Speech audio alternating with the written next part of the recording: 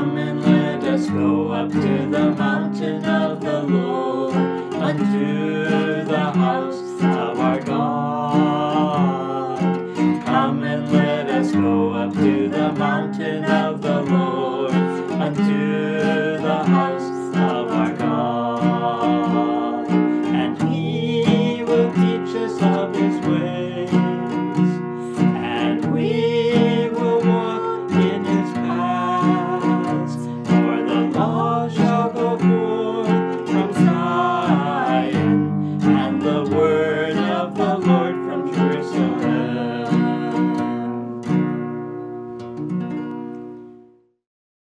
Praise the Lord. Puji Tuhan, We continue to study the book of First Peter. mari kita terus belajar dari kitab 1 Petrus. Today it will be chapter 1 and verse 3. Hari ini kita lihat 1 Petrus 1 ayat 3. But we're going to just look at verse 2 before we jump in. And I just want to say that without the sprinkling of the blood of Christ, there is no salvation. Di ayat 2 kita lihat bahwa dikatakan tanpa percikan darah Yesus tidak akan ada keselamatan. And that the grace and peace that we have because we believe in Jesus Christ is multiplied to us through Jesus' blood. Dan kasih karunia dan damai sejahtera yang kita miliki di dalam Yesus Kristus itu akan dilipat gandakan bagi kita. Okay, let us start our study in 1 Peter 1:3. Dan mari kita mulai pelajari dari 1 Petrus 1 ayat 3. Firman Tuhan, "Terpujilah Allah dan Bapa Tuhan kita Yesus Kristus, yang karena rahmat-Nya yang besar telah melahirkan kita kembali oleh kebangkitan Yesus Kristus dari antara orang mati pada suatu hidup yang penuh pengharapan." Now, in the New King James, it uses the word through the resurrection of Jesus Christ. Di dalam terjemahan New King James digunakan istilah melalui kebangkitan Yesus Kristus. But in the King James, it uses the preposition by.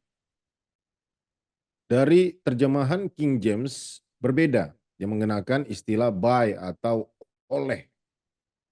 So when we look at the word by in the Greek, it's dia. Jadi kalau kita pelajari istilah by atau oleh dalam bahasa aslinya, bahasa Yunaninya pakai istilah dia. And the King James uses this word 241 times. Dan terjemahan King James Version menggunakan kata ini 241 kali. So that number is important. Jadi angka-angka itu penting. And this word shows us the channel of an act.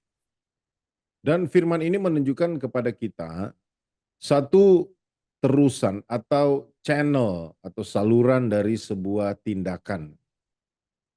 Or through. Atau melalui.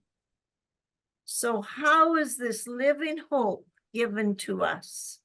Jadi bagaimana pengharapan akan kehidupan ini diberikan kepada kita?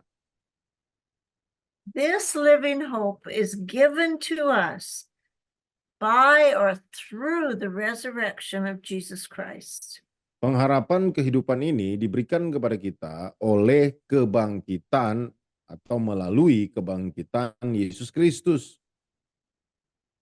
We can read in the book of Acts 10 to 12 that Peter and John were preaching the gospel with boldness. Kita bisa baca dalam Kisah Para 4 ayat 10 sampai 12 dikatakan bagaimana Petrus dan Yohanes dengan berani mereka memberitakan Injil. And Kisah they para were Rasul 4. preaching this by not by their power, but by the power of the Holy Spirit within them. Dan mereka beritakan ini bukan dengan kekuatan mereka sendiri, tetapi oleh kekuatan Roh Kudus yang ada di dalam mereka. Go ahead and read it. Kisah para Rasul 4 ayat 10 sampai 12 firman Tuhan. Maka ketahuilah oleh kamu sekalian dan oleh seluruh umat Israel bahwa dalam nama Yesus Kristus orang Nazaret yang telah kamu salibkan, tetapi yang telah dibangkitkan Allah dari antara orang mati, bahwa oleh karena Yesus itulah orang ini berdiri dengan sehat sekarang di depan kamu. Yesus adalah batu yang dibuang oleh tukang-tukang bangunan, yaitu kamu sendiri. Namun ia telah menjadi batu penjuru. Dan keselamatan tidak ada di dalam siapapun juga selain di dalam Dia. Di bawah kolong langit ini tidak ada nama lain yang diberikan kepada manusia yang olehnya kita dapat diselamatkan. So if you don't get anything out of this lesson, I want you to walk away with this truth. Jadi kalau saudara tidak dapat apapun dari pelajaran ini, saya ingin saudara menyingkir saja dari kebenaran ini. That your salvation is by and through the name of Jesus Christ. Intinya adalah keselamatanmu hanya melalui dan oleh nama Yesus Kristus. And if anyone comes to you and tells you any other way to God, you know it is false. Jika ada orang lain yang datang kepadamu dan memberitahukan nama yang lain untuk bisa datang kepada Allah, kamu tahu benar itu adalah ajaran yang salah. The power of the Holy Spirit was upon these early disciples because they believed in the Christ. Kuasa Roh Kudus ada pada muridnya yang mula-mula tersebut karena mereka percaya terhadap nama Yesus Kristus. And because they had received Jesus as the Messiah. Dan karena mereka telah menerima Yesus sebagai Mesias. The promised Holy Son of God. Janji anak Allah yang kudus. Had come in the flesh. Telah datang di dalam daging. He had lived 33 years on this earth. Dia telah hidup selama 33 tahun di muka bumi. He had suffered and died on the cross. Dia telah menderita dan mati di atas kayu salib. And his Father, God, raised him from the dead. Dan Bapaknya membangkitkan dia dari antara orang mati. And Peter and John had just healed a man. Petrus dan Yohanes baru saja menyembuhkan seseorang. In Acts 4. Di dalam Kisah Para Rasul 4 tadi. But he made sure that they knew that this was not their power, this was God's power. Dan mereka pastikan bahwa mereka tahu benar ini bukan kekuatan mereka, tetapi ini kuasa Allah. And this is a very important point. Dan ini adalah poin yang sangat penting. When you are in the ministry and the Lord flows through you in his power. Ketika saudara ada dalam pelayanan dan Tuhan mengalir melalui saudara oleh kuasanya. Especially when there's signs and wonders and miracles. Khususnya ketika ada tanda ajaib, tanda heran dan mujizat. People will often attribute that to the person through whom it flows. Orang-orang terkadang mereka memberikan penghargaan itu kepada orang-orang yang melakukannya. But you need to be like Peter and John. Tapi kamu harus menjadi seperti Petrus dan Yohanes. Who made sure that these people knew that that man stood before them whole because of God and not because of them. Yang memastikan bahwa orang-orang tersebut tahu bahwa mereka bisa berdiri di depan mereka bukan karena manusia tapi karena Allah. And this is what Peter proclaimed, that Christ was the stone that was set as the cornerstone of the church in the earth. Dan inilah yang diproklamirkan oleh Petrus bahwa Yesus adalah batu yang dibuat menjadi batu penjuru bagi gerejanya. Now, a building cannot be properly set, the foundation cannot be properly set without a cornerstone. Saudara tahu bahwa bangunan tidak bisa disusun dengan baik dan tepat tanpa sebuah batu penjuru. And so it is the same with the Church of Jesus Christ in the earth. Demikian juga dengan gereja Yesus Kristus di muka bumi. Without the right cornerstone, there is no church. Tanpa batu penjuru yang benar, tidak ada yang namanya gereja. So if you do not believe that Christ was the Son of God and that he died for your sin and was resurrected by the Father, then you cannot be in the church of God. Jadi jika saudara tidak percaya kepada Yesus sebagai anak Allah yang mati dan dibangkitkan oleh Bapa, Anda tidak bisa menjadi bagian dari gereja Tuhan. This is a very important truth that you must impart to your church. Ini adalah kebenaran yang sangat penting supaya saudara harus impartasikan kepada gereja. And Peter concludes with, there is no salvation in any other name. Dan Petrus menyimpulkan bahwa tidak ada keselamatan di tempat yang lain, dengan nama yang lain. If people do not confess Jesus Christ as their Lord and Savior, they do not have a salvation. Jika orang-orang tidak mengakui Yesus sebagai Tuhan dan Juru Selamat, mereka tidak akan memiliki keselamatan. So let us go to the next word in 1 Peter 1:3. Mari kita lihat kata-kata yang lain dalam 1 Petrus 1 ayat 3. Unto a lively hope by the resurrection of Jesus Christ. Dikatakan karena rahmat-Nya yang besar telah memberikan kita kembali oleh kebangkitan Yesus Kristus dari antara orang mati kepada suatu hidup yang penuh pengharapan. Okay, so we're looking at the word resurrection. Mari kita lihat istilah kebangkitan. And anastasis is the Greek word. Kata yang digunakan adalah anastasis. In the Strongs, it's number 386. Dalam konkordansi Strong itu di angka 386. And it means a standing up again. Artinya berdiri lagi. So at one time, the person was standing and they fell down. Jadi dalam satu ketika seseorang itu berdiri lalu dia jatuh. Yes, and we know that Jesus was living and then he became dead. Dan kita tahu bahwa Yesus hidup lalu dia mati. But now with the resurrection, he was raised to life again. Tetapi sekarang oleh kuasa kebangkitan dia hidup kembali. So the word anastasias comes from the compound word of ana, which means again. Jadi kata anastasis menggunakan istilah kata ana yang artinya sekali lagi. And histemi means to stand. Dan ada kata histemi artinya berdiri. So Jesus died and the Father raised him from the dead.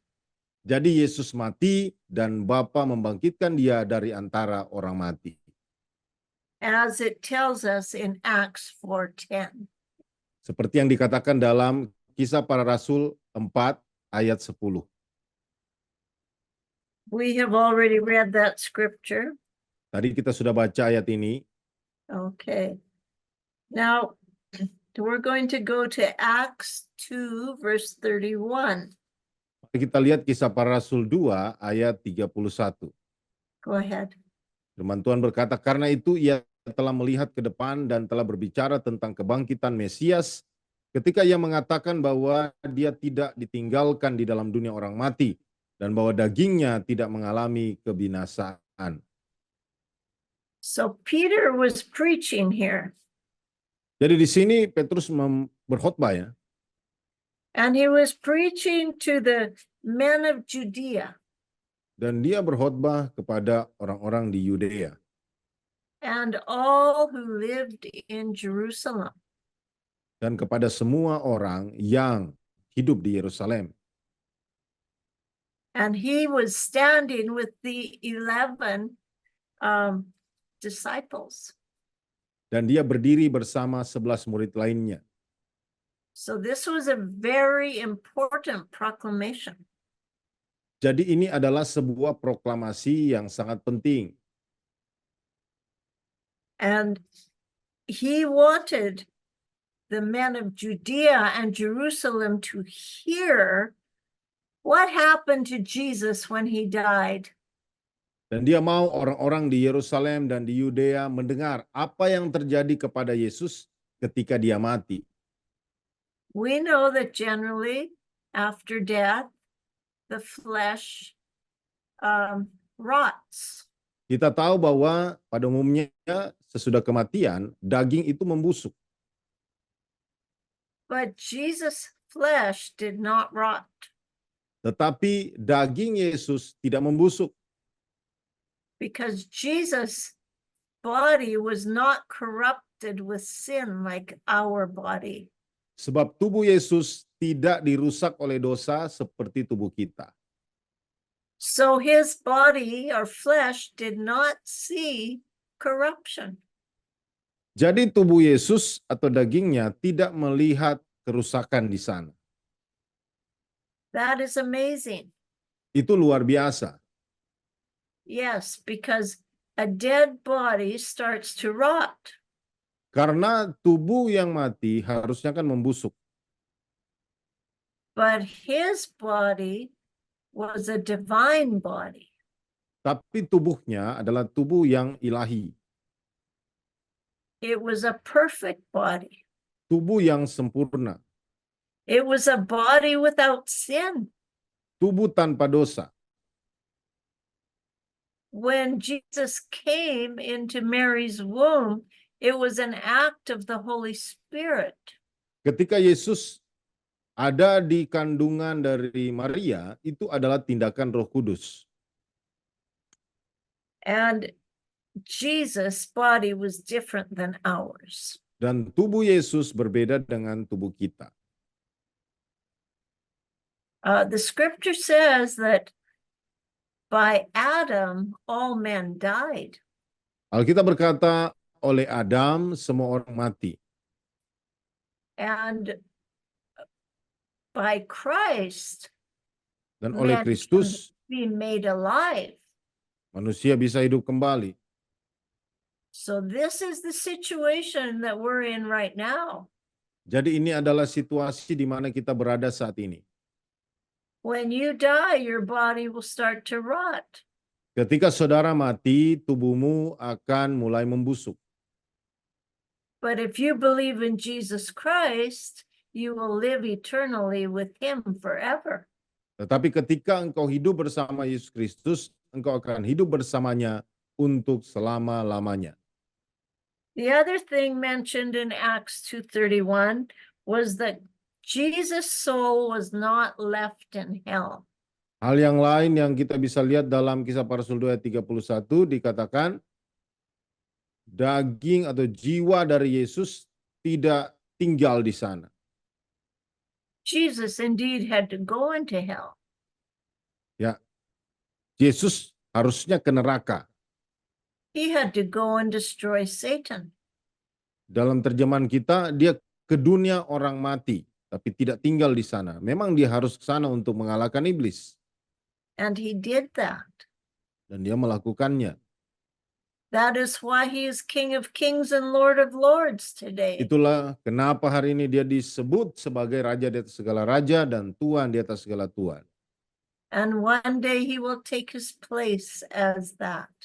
Dan satu kali dia akan diposisikan di tempat yang semestinya. So we can understand the greatness of the resurrection of Jesus Christ. Jadi sekarang kita bisa memahami kebesaran dari kebangkitan Yesus Kristus. So let us read Acts 4 verse 2. Jadi mari kita baca Kisah Para Rasul 4 ayatnya yang kedua. Orang-orang itu sangat marah karena mereka mengajar orang banyak dan memberitakan bahwa dalam Yesus ada kebangkitan dari antara orang mati. So the religious order was very angry at this message. Jadi orang-orang agamawi sangat marah pada saat itu. And because of their anger, they locked them in prison. They locked Peter and John in prison. Dan karena mereka sangat marah, mereka mengunci Petrus di dalam penjara. We know that we will suffer persecution when we preach the truth. Kita tahu bahwa kita akan mengalami penganiayaan ketika kita memberitakan kebenaran, Especially from the religious order. khususnya dari orang-orang agamawi. It was the priests and the captain of the temple and the Sadducees. Imam-imam, panglima dari bait Allah, dan juga orang-orang Farisi dan Saduki. It was not the sinners that were angry at them. Bukan orang-orang berdosa yang marah kepada mereka. When they proclaimed the truth, 4,000 to 5,000 people believed on Christ to salvation. Ketika mereka memproklamirkan kebenaran, 4 sampai 5.000 orang percaya kepada Yesus dan mereka diselamatkan. That is the power of the proclamation of the risen Christ. Itu adalah kuasa masih dari kebangkitan Kristus. So never be ashamed of proclaiming the gospel of Jesus Christ. Jangan pernah malu menyatakan Injil Yesus Kristus. No matter what you have to go through. Tidak peduli apa yang harus saudara lewati. Let us read Acts 4:33. Mari kita baca Kisah Para Rasul 4 ayat 33. Dan dengan kuasa yang besar, rasul-rasul memberi kesaksian tentang kebangkitan Tuhan Yesus, dan mereka semua hidup dalam kasih karunia yang melimpah-limpah. Have you ever been in a revival? Pernahkah saudara mengalami kebangkitan rohani? There is nothing more wonderful in all the world. Tidak ada yang lebih indah di dunia ini. When God's gospel is present and people are turning to God, there is a mighty change that takes place. Ketika Injil Allah dinyatakan dan orang-orang berbalik kepada Allah, ada perubahan yang besar terjadi. And lives are transformed. Dan kehidupan demi kehidupan ditransformasi, diubahkan. And there's great joy. Dan ada sukacita yang besar. And there's power. Ada kuasa. It's amazing. Ini luar biasa. So Jesus, while he was on the earth, proclaimed that he was the resurrection and the life. Jadi Yesus ketika dia ada di muka bumi, dia menyatakan bahwa dia adalah kebangkitan dan hidup. John 11:25 reads, Yohanes pasal 11 ayat 25 dikatakan, jawab Yesus, akulah kebangkitan dan hidup. Orang siapa percaya kepadaku, ia akan hidup walaupun ia sudah mati. this was before Jesus died. Ini sebelum Yesus mati. And then in Romans 1:4, Roma pasal 1 ayat 4. Firman Tuhan, dan menurut Roh Kekudusan dinyatakan oleh kebangkitannya dari antara orang mati, bahwa ia adalah anak Allah yang berkuasa, Yesus Kristus, Tuhan kita. So he was declared to be the Son of God by the resurrection from the dead. Jadi oleh kebangkitannya dari antara orang mati, disitulah dia dinyatakan sebagai anak Allah yang berkuasa. And let us read Luke 20:38. Mari kita baca lagi Lukas pasal 20 ayat 38. Ia bukan Allah orang mati, melainkan Allah orang hidup. Sebab di hadapan dia semua orang hidup. And Luke 24:46. Dan Lukas pasal 24 ayat 46, firman Tuhan. Katanya kepada mereka, ada tertulis demikian, Mesias harus menderita dan bangkit dari antara orang mati pada hari yang ketiga. The death and resurrection of Jesus is clearly given an account in the four Gospels. Ternyata bahwa kematian dan kebangkitan Yesus sangat jelas diberitakan dalam keempat Injil tersebut. Never tire of preaching this truth to your people. Jangan pernah lelah untuk memberitakan kebenaran ini kepada orang-orang yang sudah layani. It is very important that they understand what they are believing when they receive Christ. Ini sangat penting untuk mereka memahami apa yang mereka percaya ketika mereka menerima Kristus. Okay, our concluding scripture today is Hebrews 13:20 and 21. Dan ayat yang menjadi kesimpulan kita dari Ibrani 13 ayat 20 dan 21. Ibrani 13 ayat 20 sampai 21. Demikian firman Tuhan. Maka Allah damai sejahtera yang oleh darah perjanjian yang kekal telah membawa kembali dari antara orang mati Gembala Agung segala domba, yaitu Yesus Tuhan kita. Kiranya memperlengkapi kamu dengan segala yang baik untuk melakukan kehendak-Nya dan mengerjakan di dalam kita apa yang berkenan kepadanya. Oleh Yesus Kristus, bagi Dialah kemuliaan sampai selama-lamanya. Amin. Amen. So the God we worship is a God of peace. Jadi Allah yang kita sembah adalah Allah damai sejahtera. And he sent Jesus to the earth to bring us peace and joy. Dan Dia yang mengirimkan Yesus ke dalam dunia untuk membawa damai sejahtera dan sukacita kepada kita. And of course, salvation. Dan pasti keselamatan juga. But it was God who brought Jesus back from the dead. Tapi Tuhanlah yang membawa Yesus kembali dari antara orang mati. Through the blood of the everlasting covenant. Oleh darah dari perjanjian yang kekal. So there's no salvation without the shedding of the blood. Jadi tidak ada keselamatan tanpa penumpahan darah. A Jesus blood, that pure sinless blood, had to be shed for the sins of the world. Darah Yesus yang tidak berdosa harus dicurahkan untuk dosa-dosa dunia. That is what has made him the great shepherd of the sheep. Itulah yang menjadikannya gembala yang baik bagi domba-dombanya. You can trust Jesus. Saudara bisa percaya kepada Yesus. You can look to Jesus Saudara bisa memandang kepada Yesus for your help untuk pertolonganmu, so that you can be perfect in every good work to do his will. supaya engkau bisa disempurnakan dalam setiap hal untuk melakukan kehendak-Nya. And it's to his name that the glory and honor and praise returns. Dan bagi Dialah, bagi namanya lah segala kemuliaan, segala hormat, segala pujian dikembalikan. May the Lord bless this study to the depths of your heart. Kiranya Tuhan memberkati pelajaran firman Tuhan ini sampai ke kedalaman hati saudara. I am going to pray for you. Mari saya mau doakan saudara.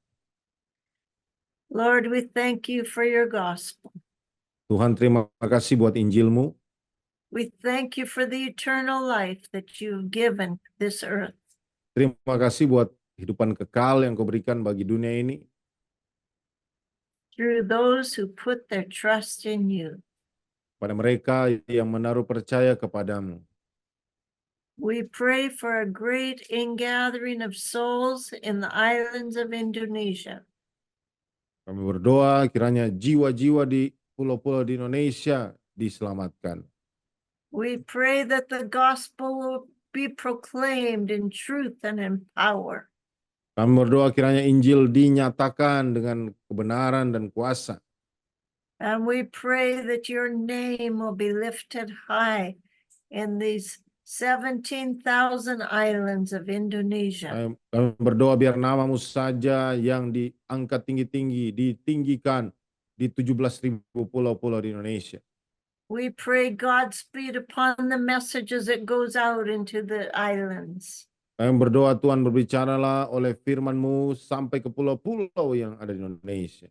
That it will reach those who are hungry and thirsting for Jesus Christ. Itu akan menjangkau mereka yang lapar dan haus akan Yesus Kristus. In your wonderful name we ask. Dalam namamu yang luar biasa kami minta. Amen. Amin. Amin. Till next time. Sampai jumpa di waktu berikutnya. Come and let us go up to the mountain of the Lord, unto